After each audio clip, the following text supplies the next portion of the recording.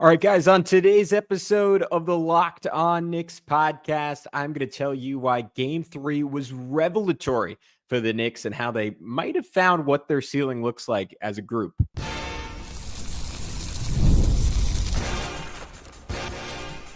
You are Locked On Knicks, your daily New York Knicks podcast, part of the Locked On Podcast Network. Your team every day.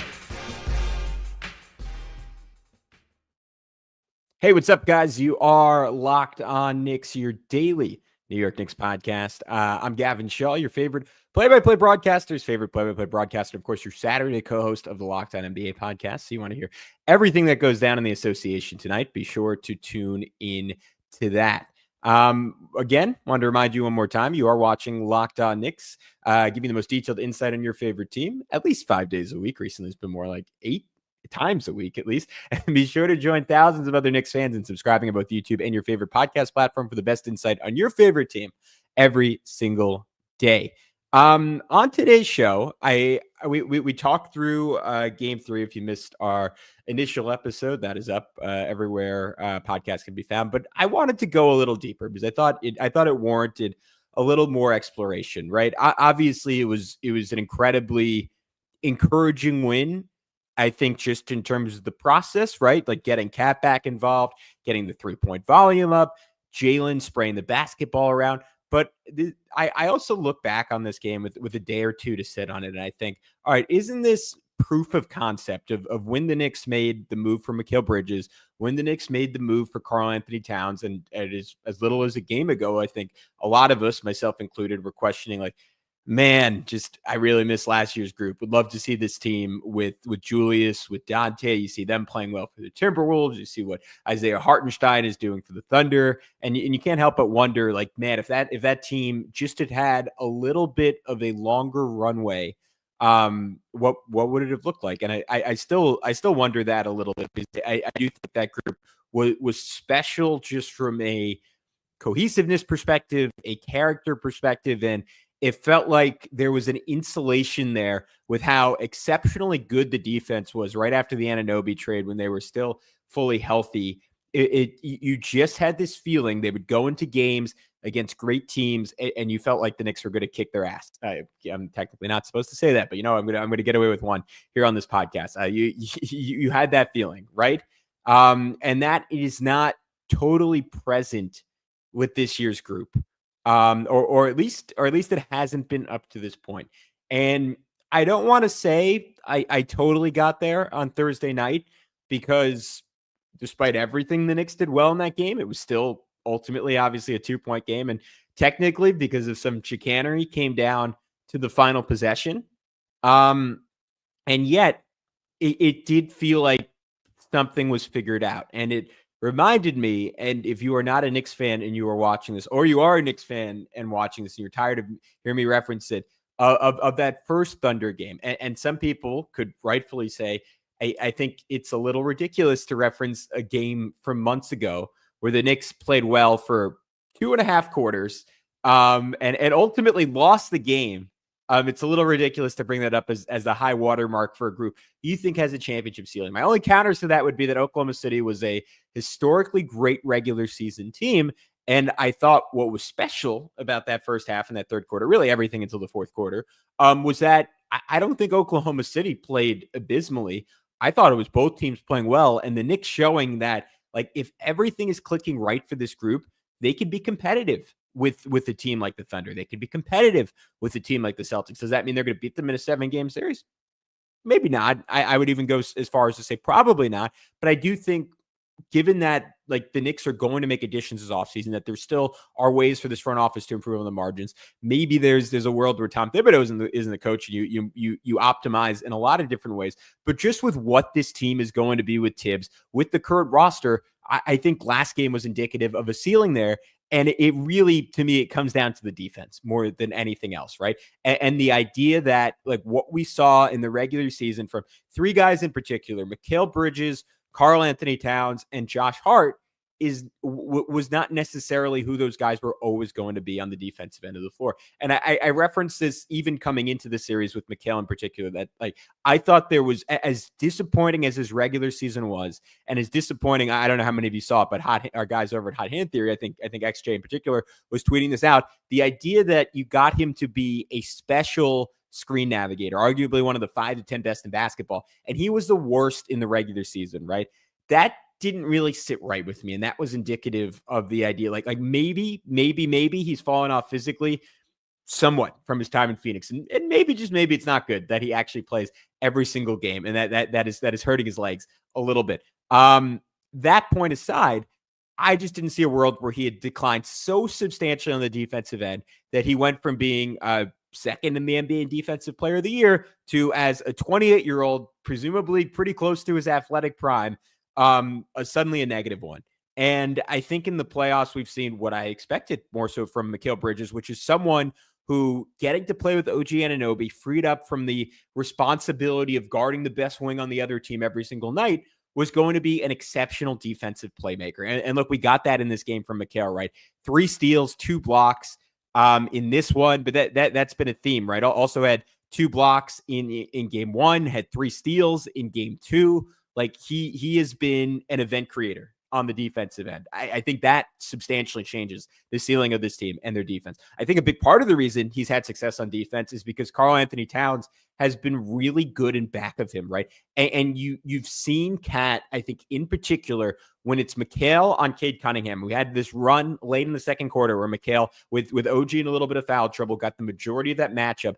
And Mikal held up, and the Knicks held up because, and this was true in game 2, this was true in game 1, it was because Cat played easily the best drop defense he's played all season. I would need to go back and look whether it was all drop or whether it was still Cat coming up to the level. But one of my complaints in this game, and where I thought Cat floundered a little bit defensively, was that he was not aggressive enough on the level. I think with Mikal, though, he was able to kind of contain that initial lob to Duren that Detroit had over and over again in the second half, and then just sink back, but in sync. And the rear view contests from Mikal have been a lot better. We saw Mikal get a block on Cade from a rear view contest, but it was because Cat held up at the point of attack, right? And even when he sank, right, he maintained some amount of deterrence. He kept Cade away from just finishing at the basket and gave enough room for Mikal to recover. And we've seen those two pair up and have really good cohesion defensively. When those two as a defensive combo, we saw over and over again, was an utter disaster, whether it's good teams or bad teams in the regular season. Generally, those two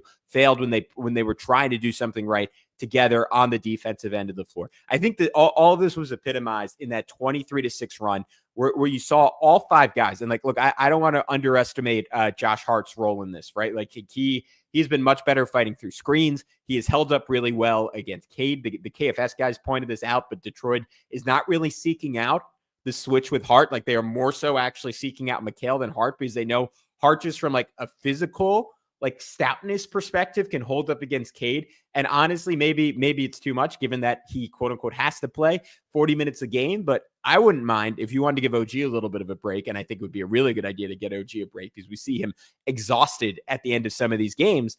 I wouldn't mind Hart getting some time as the primary guy on Cade. Like, there'll be moments where Cade can like snake it back and just rise up over him in the mid-range, just because Cade has whatever 3-4 inches on him. But I think Hart physically has held up well in that matchup. I think he's held up well off the ball. But I got sidetracked. I say all that to say that 23-6 run in the second quarter, I think at one point it was like 21-3. I thought it was one of the better sequences of basketball the Knicks have played this entire season, with the way all 5 guys were in lockstep defensively. That was where Brunson got the back-to-back stop, where we had multiple ball denials on a dribble handoff to Tim Hardaway, and Detroit just ended up sailing the ball out of bounds, where he took the charge on Cade. The Mikal-Cat combo, like the event creation from OG, where the Knicks again like held up at the point of attack, and then OG was able to like just poke that pass away from Cade, go coast to coast for what should have been an and one dunk. Like, there was just a lot going on there, and it was all 5 guys offensively, right? There were moments where Mikal was on the ball, which I'm going to get into a little bit more second segment. Like, Brunson had his moments, Cat had his moments, OG had his moments. It really reminded me of that Oklahoma City game, where it was like, all right, finally we've all 5 of these guys clicking simultaneously. And Alex pointed it out, but you look at the final shot distribution in this game, right? Mikal with 13, OG with 17, Cat with 18, Brunson with 20. Like that, maybe in a perfect world, OG and Mikal both take 15, 16 shots instead. But that is like pretty close to where you want to be in terms of shot distribution. I wouldn't mind a world where even Cat took more than Brunson. I just didn't know how viable that is, given how Detroit is guarding the Knicks and the Knicks' refusal to play 5 out. Maybe just because Brunson is the one self-creator there. He has to be the guy who takes the most shots. But the point there is, like, you are getting pretty close to where you want to be as a team. In terms of style of play, in terms of shot distribution, in terms of defensive effort across the board. And that is really encouraging. You want to pivot and say, like, this is a negative. Well, you could say the Knicks played that well, and this Detroit team still played them within 2 points. I do think part of that, I think there are a few things going on there. I think one, Detroit is simply very good. And for we told you guys that before the series. Maybe we sort of made a joke about it after game 1, but this is a team that over the last 50 games, I'm sure everyone can take a shot at home. You're tired of hearing the stat, but they've been a top 6 team in terms of net rating, right? They've been a top 10 offense and a top 10 defense. That is a special basketball team. And yes, they're missing Isaiah Stewart. I don't really give a lot of credence to the idea that they're missing Jaden Ivey. I think they've been a better team since he went down. But athletically, they have some real ways to challenge the Knicks. And I said this also before the series, but they remind me of the Knicks from the last couple of years, maybe lacking some of that late game, like chutzpah and shot making. But you know what? They did hit whatever. They scored 11 points in the final 30 seconds. So there was some of the like cardiac Knicks from last season in there. They're a really good team. They challenged the Knicks athletically in specific ways that I think, honestly, they'd be able to challenge the Celtics in the same way. They'd be able to challenge the Cavs, maybe a little bit less because of Mobley and Allen, but to some extent, in the same ways if those teams played. So I think some of it is just Detroit is very good. I think some of it is Tibbs' refusal to use the bench, and I think the starters are gassed at the end of these games. And the single biggest thing is, I think the single biggest thing that's kept the Knicks from separating in these games the entire year, and that is the refusal to play 5 out and to play Deuce and Payne and Shamet a little bit more and up the 3-point rate. In this win, they go just 12 for 32 from 3, which is fine as far as how they shot the ball. That's 37.5%. Like that's a pretty good day at the office for the Knicks, but the volume is just too low, right? Detroit gets up 5 more threes. They make 4 more threes. They outscore the Knicks by 12 from 3-point range. Against the Celtics, that discrepancy is going to be even wider. And it's where you see these box scores where you look up and down and you say, hey, pretty much everyone on this team played well. Everyone shot well. It feels like everyone had a good day at the office offensively. And these games are still close, or the Knicks lose. And the only answer there is math. And it's the fact that the other team is just taking more threes than you are. And I think that is going to be hard to correct unless you play Deuce. Ideally, this offseason, the Knicks find a way to either turn Josh Hart into or just trade or sign a shooter with size that you trust on the defensive end of the floor. That is far easier said than done, because it needs to be not a shooter in the way Mikal and OG are shooters, but a capital S shooter that can space out to 30 feet and has a 3-point rate of something like 12 to 15, like in the Malik Beasley range per 48 minutes. And they had that in Dante DiVincenzo. Maybe there's a world where they can get Dante back. I don't know. That's something to explore in the offseason, but I do think that is ultimately what's missing on this Knicks team. But let's talk a little bit about Josh Hart. Let's talk a little bit about the bench, and then let's get into some Game 4 adjustments that I might have already hinted at a little bit next on Locked On Knicks. We want to tell you about our good friends over at Amazon Fire TV Stick. Did you know your Fire TV is also an Xbox? Turn any TV into your gaming entertainment hub with Fire TV Stick 4K devices, no console required. Just grab your paired controller, subscribe, or sign into Xbox Game Pass Ultimate with EA Play included, and you are ready to go. Dive into hundreds of premium titles, including EA Sports College Football 25, Call of Duty, as easily as you stream your favorite shows. Guys, what has been revelatory to me about having a Fire Stick, maybe some of you have already entered this world. I've been a basic cable guy for most of my life. And the idea of having all these apps in one place, like I've like, maybe it's not a good thing, but I watched more TV than at any point in my life. It is incredible. And then I don't even have to like plug in anything, turn anything on to pivot over and start playing some Xbox, play some EA Sports College Football 25.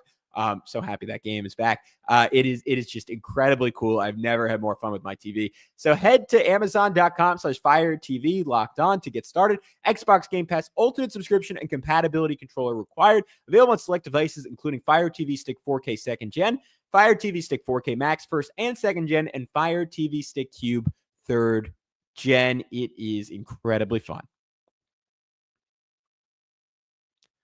All right, what up, guys? We're back here on this Saturday morning for me out on the West Coast, early afternoon for you guys out on the East Coast edition of the Locked On Knicks podcast. So a couple things that we didn't get to hit on last show that I wanted to go over. Mikal, we touched on him a little bit. It was around the 34-minute mark, so I wanted to make sure I was doing justice for all of you that didn't tune in that long, and for those that did. I didn't really dive that deep into what made it, I thought, such a crucially good game for him. And I said it after game 2. I said it to some extent. We didn't really go in depth on it after game 1, but I think Mikal Bridges has had a good series, and he's vacillated a bit in terms of the volume he's had. And of course, the end of game 2 is disappointing. And you saw some of the bad shot mechanic habits come back on that final 3. But man, I don't know how you can't be encouraged about Mikal Bridges. And again, you throw Tom Thibodeau his flowers for actually using the guy and saying, like, hey, if they're going to put Tim Hardaway on him, who has no freaking business guarding Mikal Bridges in the playoffs, like, let's actually take advantage of that. And I think it has been a consistent theme that Mikal, and we saw it a lot when Brunson was out, has looked really, really good this year in pick and roll, and has been, I think, a better creator in pick and roll, and has had more of an ability to draw help than I at times and some others in the Knicks content space have given him credit for. Like I'll take you through like some of his possessions on the ball, right? Pick and roll with Cat. He rejected it. Where Cat was really good all night was flipping the screen, right? That's something we always saw Isaiah Hartenstein do. We've seen Mitchell Robinson get a little better at. This was one of Cat's best screening games of the entire year. So on this play, Mikal rejects the screen. Cat flips it to still get a piece of Hardaway. Mikal gets to the middle of the floor. He draws help from Duren. And if you watch closely, you've seen Mikal throw this pass a number of times this year. He looks out to the left wing to Brunson or the right wing to Brunson, I guess, because he sees out of the corner of his eye that Josh Hart is cutting baseline, baits the defender. He throws a no-look pass parallel to the sideline. So like kind of like facing the opposite way, and just kind of side hands it to Josh Hart, cutting for a dunk. That was great. Second quarter, another one. You get a stagger with both bigs, and he decides to go off Cat, draws a step in from Holland, and he just sprays to Payne, who drains the corner 3, right? Everyone's saying Mikal can't draw help. Mikal can't draw help off the screen. He's been able to draw some help. Again, second quarter, I really love this call from Tibbs. He gets a flat screen from Cat at midcourt, right? Giving him a long runway. And I really like that flat screen. And they used to use it a lot with Hartenstein to get Brunson free for those early pull-up deep threes, bringing it back, depths of the playbook to get Mikal going. That gives him a runway. He snakes it back. He goes right at Paul Reed. Jump stop when he gets to the rim. Short fadeaway. Gets it to go. Third quarter, Cat screen. This time he rejects it. Cat flips it again. And one lay, toasting Tim Hardaway off the dribble. Everyone's saying Mikal can never win off the dribble. You give him a favorable matchup. He's really developed his confidence in that respect as the season's gone along. Fourth quarter, ISO on Schroeder, beats him, step back midi. Again, you give Mikal the worst defender on the floor, he can take advantage, and the Knicks have to continue to lean into that. Mikal was also, I don't think I mentioned this one on the first pod, part of maybe my favorite sequence of the series, where OG basically runs the floor really hard, gets Hardaway in the post. Detroit panics, immediately doubles. He kicks it out to Cat, who throws the extra to Brunson, who throws the extra to Bridges, who hits the wing 3, right? And like Bridges over and over again, he was making what I would call exclamation point shots, right? Off of a great passing sequence to pay off a fast break, hit that one from Brunson halfway through the fourth quarter. So many times this year, you've seen great sequences that Mikal is just unable to completely finish off. He was able to do it there. And that was really encouraging. And I mentioned the defense like Cade down the stretch. I just thought a fantastic game for him. Josh Hart, we didn't really talk about a lot. So here's my thing with Hart in this series. And Benji Ritholtz does a really good job on KFS pointing this out. I think we've been trying to point this out here. It is not so much about how Josh Hart is playing. Like when we were critical of the guy, we are critical of the fact that other teams guard him and his passive impact, right? His active impact has been there, and he's consistently, generally for the most part, done what he's been asked to do in this series. The finishing down the stretch of this one was not great, forced up some tough shots, but you would still like him to take some threes. Like he killed a possession in this game, or maybe not killed the possession, but he passed up an open three at one point to drive, spray it to OG in the corner, and OG ended up taking a much tougher three. I don't really know the numbers. If a Hart wide the F open wing three is a better shot than OG shooting one from the corner, like that is debatable. But man, like Hart did some great stuff in this game. Like I love like he actually was able to weaponize the fact that they weren't guarding him. Had a really nice one where Cat was doubled in the post. He cuts from the corner. Cat hits him over the top on a hook pass, pump fake, gets Cade up in the air, and then is able to lay it in. Defensively, had a really nice block on Cade in help. Had like I thought was crashing really well. Like his offensive rebounding rate has been fantastic. He's rebounding when he's on the floor 7% of the Knicks missed shots. You could have guessed it. That is 100th percentile for a Knick. Not for a Knick. Excuse me. That is 100th percentile for a wing in the NBA in the playoffs. That is super duper encouraging. The defensive rebounding rate has not been as good as it was in the regular season, where he was 100th percentile rebounding. 20% of the Knicks of the other teams misses in the playoffs has been at 16%. That's 80th percentile for a wing, and it gets me back to something I've noticed with Hart is like I think this is true for both him and Cat, that athletically they're not 100%. I don't think those knees are 100% for Hart. I look at the defensive rebounding rate, but the biggest thing I look at is the transition where some people could watch him and say, like, you know what, he's still been good on that end. But I've noticed like a couple of times now where he has just not had the verve going to the rim and hasn't quite had the like unstoppability around the basket that you typically see from Josh Hart. To that point, regular season, he was 70% at the rim. That was 75th percentile in the NBA. And you go back to early season, he was more like 80% around the rim. And that's slowly fallen off as that I forgot the term for it, but essentially runner's knee has continued to bother him throughout the second half of the season. In the playoffs, he's been just 57% at the rim, which is 20th percentile for a wing. Like not good around the basket. And I think athletically, like he's gutting it out right now. I think after the season, we are going to hear like, oh, maybe Josh Hart needs a knee cleanup, or maybe Karl Anthony Towns needs a knee cleanup. And for Cat, like where I see the indicator of that is the offensive rebounding, right? Cat, maybe it was a long time ago, but through the first 30 games of the season, pretty sure he was leading the NBA in rebounding, was averaging about 14.5 per game. He has not been nearly the same guy since the All-Star break in that respect.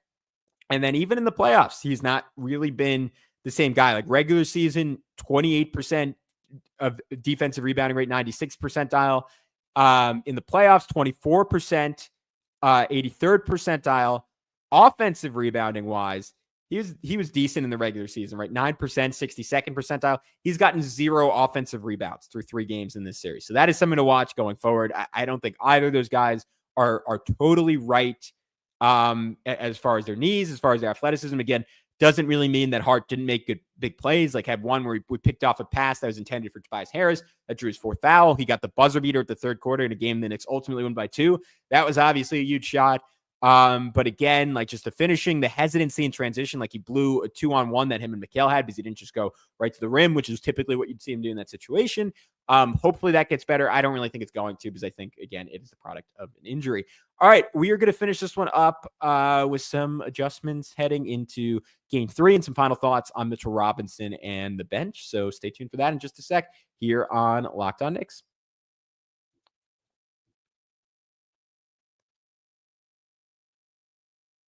All right, guys, let's finish up this live Saturday morning/afternoon, depending on what part of the country, edition of the Locked On Knicks podcast with some thoughts. The Knicks clearly need more from their bench, and it is a combination of Tibbs's willingness to play those guys and them playing better. I would put Mitchell Robinson in the playing better category. I think he had a pretty poor game 3 that I think the single biggest factor there was that it felt like a return to almost like rookie Mitch, where he was very jumpy defensively. You saw multiple times, whether it was Duren, whether it was B-ball Paul, like Paul Reed, he was giving up like fouls around the rim where he was in great position, and he was probably going to swat those guys, right? It's not Cat, like Duren is not going up and over Mitchell Robinson, and he just fouled them. And he was giving up offensive rebounds too. Like one by Duren led to a Schroeder's step back 3, which you just typically do not see Mitchell Robinson give up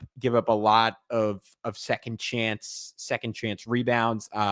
Reed beat him on another one that capped off that 8-2 Pistons run to start the fourth, but it's mostly he was a little jumpy offensively. Like, obviously he's never going to be super confident, but he wasn't really getting those putbacks we've been seeing from him that have really made his minutes so far for the Knicks. Just one bucket in this one. Did kind of have an adjacent second bucket where he got an offensive rebound off of an OG missed free throw, like threw it off the backboard because he tried to do like a 2-step layup against a double team, but then OG was there to slam it back. So I'll give Mitch some credit for that. But 4 fouls in 16 minutes, 1 for 3 from the field, just 1 defensive rebound in 16 minutes. That is not really going to cut it for Mitch. They need him to be a little bit better. And then Deuce has had, as much as I love the guy, as much as I still think the Knicks would benefit a lot, again, because of the passive impact from him playing more.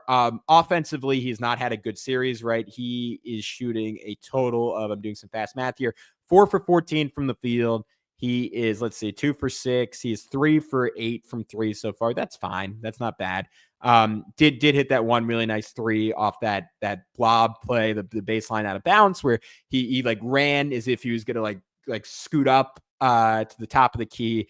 Quick turnaround, runs around. Was it an OG screen? I can't really remember. He ran around a Mitch screen to the corner and then nailed that corner 3 that made it 91-82. I think just, again, I've said this before, but play Deuce like minimum 18 minutes a game. Personally, I think ideally it would be more like 25 minutes a game, but I think that'll help the Knicks immensely because, again, you actually have to guard the guy.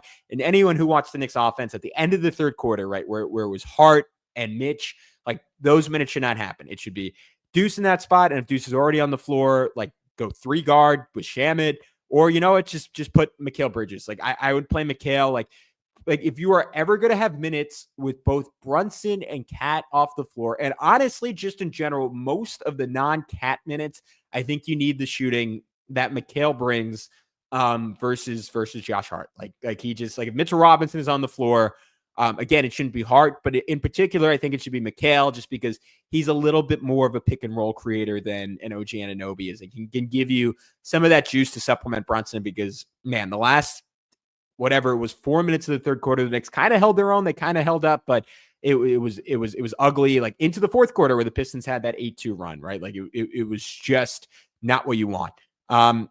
You need more from Deuce. I thought Payne was fine. Like I know Tibbs, I think, got pissy because he was getting into it with Schroeder and picked up the tech. And I think that just annoyed Tibbs. And then Tibbs didn't play him the rest of the game.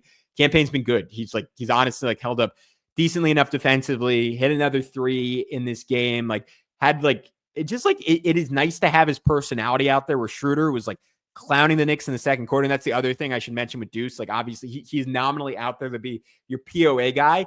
And the weird thing with Deuce sometimes is he holds up pretty well against bigger players, but you would think he would be perfect to guard like the jitterbugs, right? Like last year, I thought he'd be perfect to shut down Maxey in his minutes. I thought he would be perfect to guard Dennis Schroeder in his minutes. And he has really struggled 2 playoffs in a row in those matchups. And honestly, I think Payne does a better job on someone like Schroeder. And I thought Payne made a difference defensively when he was on Schroeder. And offensively, when Schroeder was pressing him full court, Payne said, like, all right, like bet, buddy. Let's go. I can't say that.